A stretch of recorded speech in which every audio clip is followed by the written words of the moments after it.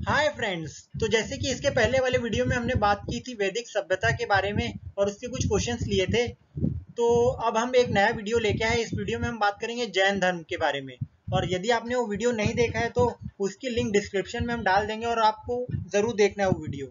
तो इस वीडियो में हम कुछ ऐसे क्वेश्चन डिस्कस करेंगे जो कि बहुत इंपॉर्टेंट है गवर्नमेंट एग्जाम्स के लिए, जैसे कि रेलवे एग्ज़ाम हो गई या फिर जैसे कि एसएससी की एग्ज़ाम हो गई। तो हमारे वीडियो को अंत तक देखिए बिना स्किप करे और हमारे वीडियो को एक लाइक ज़रूर कर दीजिएगा जिससे हमें एनर्जी मिल जाएगी। जैन धर्म का सबसे महत्वपूर्ण आधारभूत सिद्धांत क्या है? तो वह अहिंसा है। अहिंसा जैन धर्म का महत्वपूर्ण आधारभूत सिद्धांत है। जैन धर्म का वास्तविक संस्थापक किसे माना जाता है? तो ऋषभ देव को जैन धर्म का वास्तविक संस्थापक माना जाता है। और इसके अलावा काफी बार एग्जाम में ऐसा क्वेश्चन आ जाता है कि एमसी जो यहाँ पे ऑप्शंस दिए रहते हैं वहां पे ऋषभ देव का नाम नहीं रहता, महावीर जैन जी का नाम रहता है। तो कहीं कहीं पे उन्हें भी संस्थापक कहते हैं हम। तो कंफ्यूज मत होइएगा यहाँ पे। तीर्थकार शब्द किस धर्म से संबंधित है? तो जैन धर्म से संबंधित है तीर्थकार शब्द। अनुव्रत किस धर्म से संबंधित है? तो यह भी जैन धर्म से संबंधित है। ज्ञान प्राप्ति के पूर्व भगवान महावीर का नाम क्या था? तो वर्धमान नाम था भगवान महावीर जी का। जैन साहित्य को आगम भी कहा जाता है। छठी शताब्दी ईसा पूर्व का मत्स्य महाजनपद स्थित था राजस्थान में। माउंट आबू स्थित मशहूर दिलवाड़ा मंदिर निम्नलिखित में से किस समुदाय का पवित्र तीर्थ स्थल है? तो वह जैन धर्म का पवित्र तीर्थ स्थल है और यह माउंट आबू राजस्थान में स्थित है। दिलवाड़ा के चालुक्य मंदिर जैन मंदिर कहाँ स्थित है? तो यह राजस्थान में स्थित है। किस भारतीय धर्म में 24 तीर्थकार हुए थे? तो जैन धर्म में 24 तीर्थकार हुए थे। निम्नलिखित में से विमल शाह द्वारा निर्मित संगमरमर का मंदिर कौन सा है? तो वह है दिलवाड़ा मंदिर। और हमने बताया दिलवाड़ा मंदिर राजस्थान में स्थित है। श्रवण बेलगोला कहाँ स्थित है? तो वह स्थित है कर्नाटक में। और श्रवण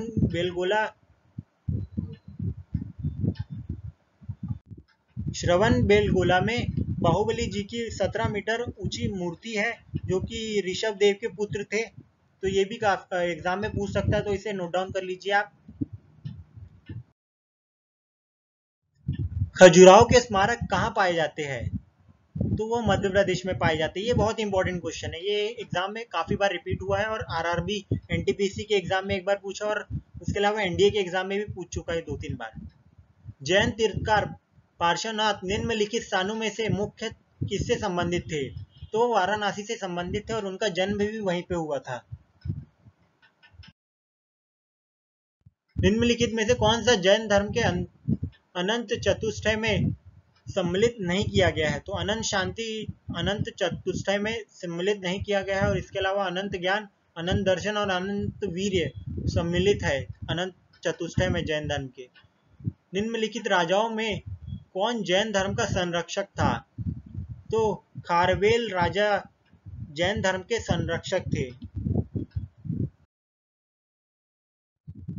जैन साहित्य को क्या कहा जाता है, क्या कहते हैं? तो जैन साहित्य को अंग भी कहते हैं। जैन धर्म के प्रथम तीर्थकार कौन थे? तो वह थे ऋषभ देव। महावीर कौन थे? तो महावीर 24वें तीर्थकार थे जैन धर्म के। महावीर स्वामी का जन्म कहाँ हुआ था?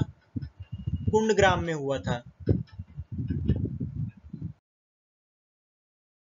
किस धर्म को राष्ट्रकूटों का संरक्षण प्राप्त था?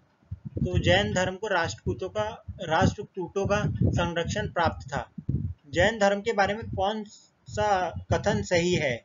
तो यहाँ पे हमें 4 कथन दिए हुए हैं। तो जैसे कि महावीर से संबंधित हीनयान और महायान 2 संप्रदाय थे। महावीर के वर्ण व्यवस्था की निंदा महावीर ने वर्ण व्यवस्था की निंदा नहीं की थी। उन्होंने संयम पर कोई जोर नहीं दिया था। वे ईश्वर की खुलेआम पूजा करते थे। तो यहाँ पे महावीर ने वर्ण व्यवस्था को निंदा महावीर ने वर्ण व्यवस्था की निंदा नहीं की थी। यह कथन सत्य है जैन धर्म के बारे में।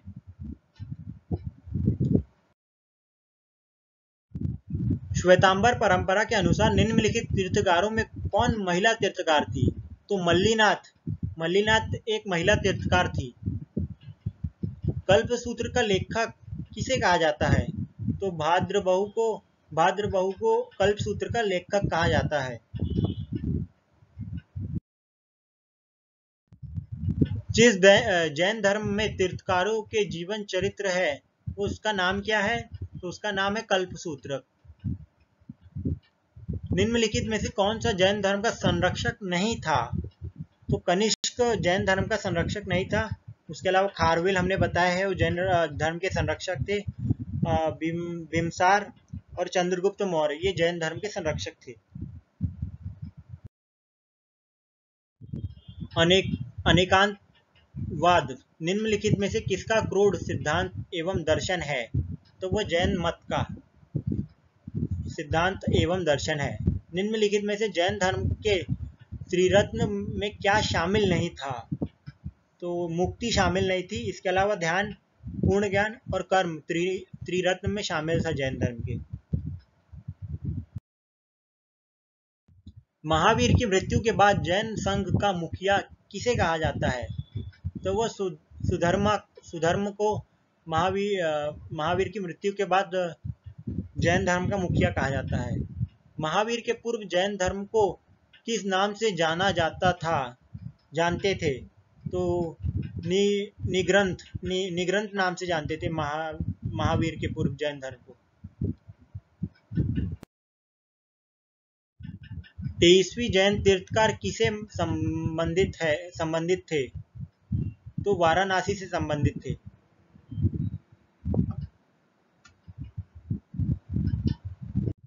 और वो पार्श्वनाथ थे। कुंडग्राम का जहां महावीर का जन्म हुआ था आधुनिक नाम क्या है? तो बासुकुंड उसका आधुनिक नाम है।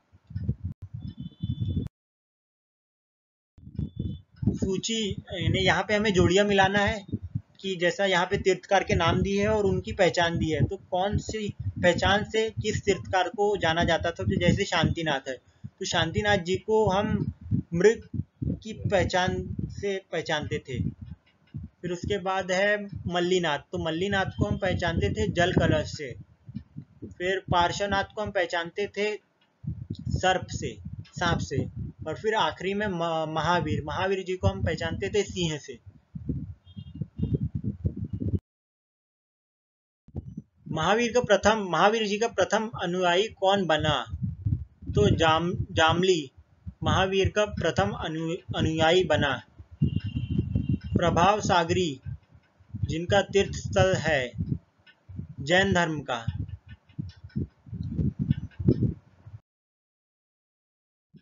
जैन धर्म प्रवर्तक तीर्थकार महावीर की कला में किस संकेत चिन्ह से साथ प्रदर्शित किया गया है?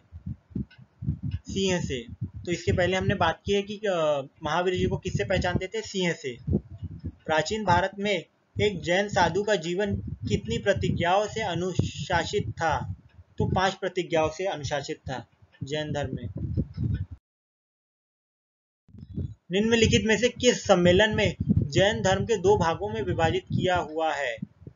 तो वह है प्रथम जैन सम्मेलन। जैन आगम किस भाषा में लिखे गए हैं? तो प्राकृत भाषा में लिखे गए हैं।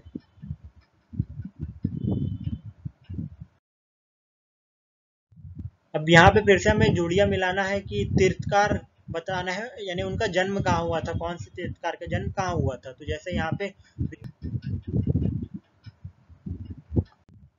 तो ऋषभनाथ का जन्म हुआ था अयोध्या में। फिर उसके बाद शंभुनाथ का जन्म कहाँ हुआ था? तो वो हुआ था श्रावस्ती में।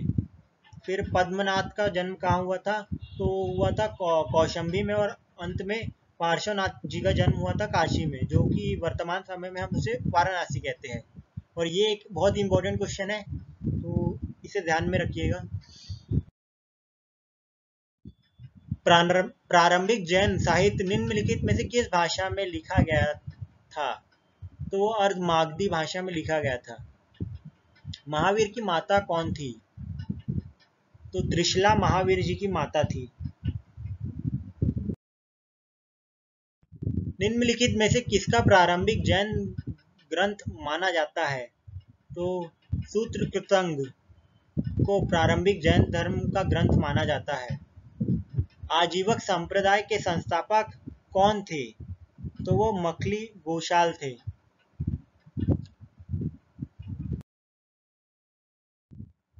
त्रिरत्न सिद्धांत, सम्यक धारण, सम्यक चरित्र, सम्यक ज्ञान, जिस धर्म की महिमा है वह है जैन धर्म। महावीर जैन की मृत्यु निम्नलिखित में से किस नगर में हुई थी? तो वो पावापुरी में हुई थी। महावीर जैन जी की मृत्यु हुई थी पावापुरी में। बहुत इंपॉर्टेंट क्वेश्चन था, उसे नोट डाउन कर लीजिए आप। निम्नलिखित में से कौन से बौद्ध धर्म और जैन धर्म दोनों में समान रूप से विद्यमान थे, यानी दोनों में समानताएं कौन सी थी? तो जैसा कि तप और भोग की अति का परिहार, वेद प्रामाण्य के प्रति अनास्था, कर्म कांडों की फलवत्ता का निषेध, प्राणियों की हिंसा का निषेध, अहिंसा। तो यहाँ पे जो सही कथन है वो है वेद प्रामाण्य के प्रति अनास्था, कर्म कांडों की फलवत्ता का निषेध और प्राणियों की हिंसा का निषेध, अहिंसा। ये दोनों बौद्ध धर्म और जैन धर्म में समानताएं थी।